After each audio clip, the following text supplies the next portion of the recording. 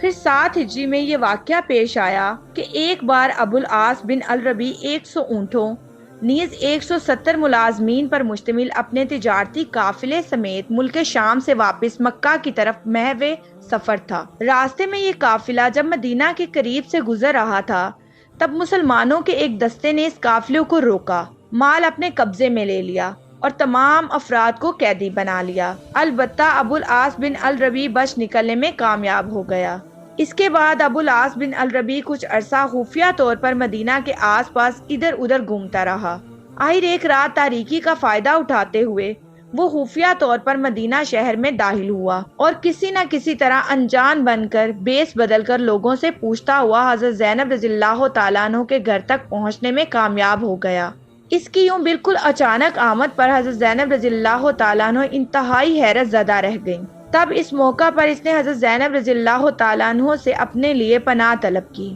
جس پر انہوں نے اسے پناہ دے دی۔ اور پھر جب صبح کی روشنی پھیلنے لگی،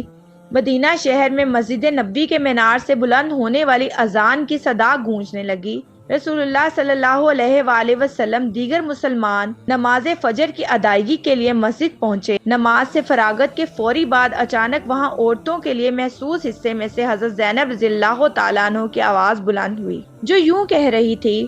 لوگو، میں زینب بنت محمد ہوں، میں آج ابو العاص کو اپنے گھر میں پناہ دے چکی ہوں، لہٰذا تم سب بھی اسے پناہ دے دو، یعنی میں نے اسے جو پناہ دی ہے سب لوگ اس چیز کا لحاظ کریں اور کوئی شخص ابو العاص کو پریشان نہ کرے۔ حضرت زینب رضی اللہ تعالیٰ عنہ کی یہ آواز اور ان کی طرف سے بالکل ہی غیر متوقع اور عجیب و غریب اعلان سننے کے بعد لوگ حیرت کی وجہ سے ادھر ادھر دیکھنے لگے۔ خود رسول اللہ صلی اللہ علیہ وآلہ وسلم کو بھی انتہائی تعجب ہوا اور آپ صلی اللہ علیہ وآلہ وسلم نے نمازیوں کی طرف متوجہ ہوتے ہوئے دریافت فرمایا، جو کچھ میں سن رہا ہوں کیا تم نے بھی یہی کچھ سنا ہے؟ سب نے عرض کیا، جی اے اللہ کے رسول، ہم بھی یہی سن رہے ہیں۔ اس پر آپ صلی اللہ علیہ وآلہ وسلم نے فرمایا، اللہ کی قسم، مجھے تو اس بارے میں کچھ علم ہی نہیں ہے، بس جس طرح تم لوگ ابھی پہلی بار یہ سب کچھ سن رہے ہو، بائنہ اسی طرح میں بھی پہلی بار ہی سن رہا ہوں۔ اور پھر آپ صلی اللہ علیہ وآلہ وسلم اپنی بیٹی زینب رضی اللہ تعالیٰ عنہ کے گھر تشریف لے گئے اور انہیں ابو العاص بن الربیع کے ساتھ حسن سلوک کی تاکید فرمائی۔ البتہ اس موقع پر آپ صلی اللہ علیہ وآلہ وسلم نے انہیں یہ تنبیہ بھی فرما دی کہ اب تم دونوں کے درمیان رشتہ زوجیت برقرار نہیں ہے یہاں تک کہ وہ دین اسلام قبول کر لیں۔ اس کے بعد رسول اللہ صلی اللہ علیہ وآلہ وسلم نے مسلمانوں کے اس دستے سے تعلق رکھنے والے افراد کو بلوایا جنہوں نے ابو العاص کے اس قافلے کو روکا تھا اور مال و اسباب قبضے میں لے لیا تھا۔ آپ صلی اللہ علیہ وآلہ وسلم نے انہیں مخاطب کرتے ہوئے فرمایا، ابو العاص کا ہم سے جو تعلق ہے وہ تم سبھی کے علم میں ہے۔ تم لوگوں نے اس کے مال پر جو یہ قبضہ کر لیا ہے، تم لوگ اگر احسان اور بھلائی کے طور پر اس کا مال اسے لوٹا دو تو یہ اچھی بات ہوگی، اور اگر تم ایسا نہ کرو تب بھی کوئی حرج نہیں، کیونکہ یہ اللہ کی طرف سے تمہارے لیے مال غنیمت ہے اور تم ہی اس کے زیادہ حقدار ہو۔ غور طلب بات یہ ہے کہ وہ دور چل رہا تھا جب مسلمان تنگ دستی اور مفلسی کا شکار تھے۔ فتوحات کا اور پھر بڑے پیمانے پر مال غنیمت کی آمد کا کوئی سلسلہ اس وقت تک شروع نہیں ہوا تھا، لیکن اس کے باوجود رسول اللہ صلی اللہ علیہ وآلہ وسلم کی زبان مبارک سے یہ گفتگو سنتے ہی ان سب نے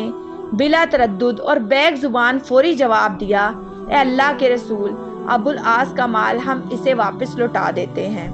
اس کے بعد جب ابو العاص بن الربیع اپنا مال و اسباب وصول کرنے کی غرض سے وہاں پہنچا اور ان مسلمانوں کے ساتھ کچھ تعارف ہوا اور گفتگو وغیرہ ہوئی، تب ان مسلمانوں نے محسوس کیا کہ یہ تو بہت ہی شریف النفس اور انتہائی با اخلاق قسم کا انسان ہے، اور تب وہ آپس میں سرگوشیاں کرتے ہوئے یوں کہنے لگے، اس قدر شریف اور با اخلاق انسان یہ ابو العاص، کاش یہ مسلمان ہو جاتا۔ اور پھر وہ سب اس کی طرف متوجہ ہوتے ہوئے بولے، اے ابو العاص، آپ کس قدر شریف انسان ہیں، مکہ میں بھی آپ کا تعلق تو بہت ہی اعلیٰ اور شریف خاندان سے ہے، مزید یہ کہ رسول اللہ صلی اللہ علیہ وآلہ وسلم کے ساتھ آپ کا کس قدر قریبی رشتہ ہے، لہٰذا ہمارا مشورہ یہ ہے کہ آپ مسلمان ہو جائیے، اس سے آپ کو جو دینی فائدہ ہوگا وہ یقیناً اپنی جگہ، لیکن مزید یہ کہ اس طرح آپ آرام سے اپنی باقی زندگی یہاں مدینہ میں اپنے اہل و عیال کے ساتھ بسر کر سکیں گے۔ اس کے علاوہ مزید یہ کہ آپ کے اس قافلے میں بڑی مقدار میں دیگر مشرکین مکہ کا جو سامان تجارت ہے وہ مال غنیمت کے طور پر آپ کی ملکیت میں آ جائے گا۔ اس پر ابو العاص بن الربیع نے انہیں جواب دیتے ہوئے کہا، یہ تو بہت ہی بری بات ہوگی، میں اپنے نئے دین کی ابتدا ہی خیانت سے کروں۔ اس کے بعد ابو العاص بن الربیع اپنے قافلے اور تمام اموال و اسباب سمیت مدینہ سے مکہ کی جانب روانہ ہو گیا۔ میں امید کرتی ہوں کہ میرے ناظرین کو میری آج کی ویڈیو بہت ہی دلچسپ اور معلوماتی لگی ہوگی، اور اگر آپ ایسے اسلامی واقعات سننا چاہتے ہیں تو ہمارے چینل کو لائک، شیئر اور سبسکرائب کرنا مت بھولیں، اور ساتھ ہی ساتھ بیل آئیکن بٹن کو ضرور دبائیں تاکہ ہر آنے والی نئی ویڈیو کا نوٹیفیکیشن آپ کو آپ کی اسکرین پر ملے۔ شکریہ، اللہ حافظ۔